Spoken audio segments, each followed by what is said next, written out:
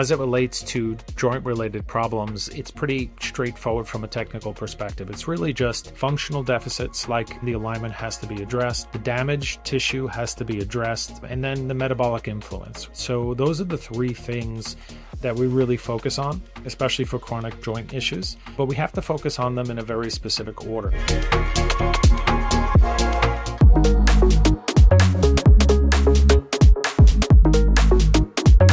Calming down any metabolic problems are really going to set the stage for regaining the health of their cells. That's a really important piece of the puzzle. Many of the protocols that we utilize, not many, but most of the protocols that we utilize are what are called autologous, meaning that we're harvesting components from the patient. So the environment where we're taking the components from is the same environment that we're putting them back in. So we want that environment to be as clean as possible. We want those cells to be as healthy as possible.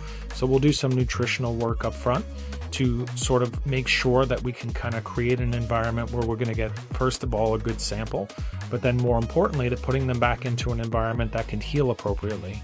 In terms of functional deficits, a lot of times with arthritis, it can be simple biomechanics that causes the wear and tear over long periods of time, or it could be trauma that creates a circumstance where now the joint doesn't function as well. And there might be lots of muscular imbalance or adhesions or other types of functional deficits. It doesn't move as well as it should, but we have to repair tissue before we ever try to solve for those types of issues. What I always tell patients is if they're coming to see us, it's because it's been there for a long enough period of time. There's lots of structural damage and it requires external support. So what I mean by that is in the beginning stages of a chronic condition, that's when we can fix it the easiest.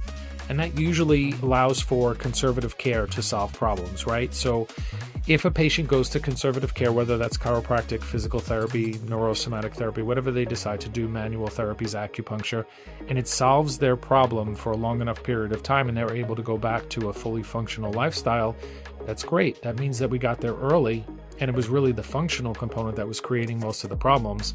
But if the problem's been there for a long period of time, it's chronic, there's a certain level of chronicity, now we see other factors that are contributing in the form of damaged tissue, and now we should progress the patient into an interventional model. The difference here is our interventional model isn't pain management, which would be the traditional model where we're just managing pain and continuing with functional activities, but those functional activities are limited in their effectiveness in terms of getting patients out of pain for a long period of time. Now, once we get into this model, now we have to look at all three circumstances. What does their metabolic health look like?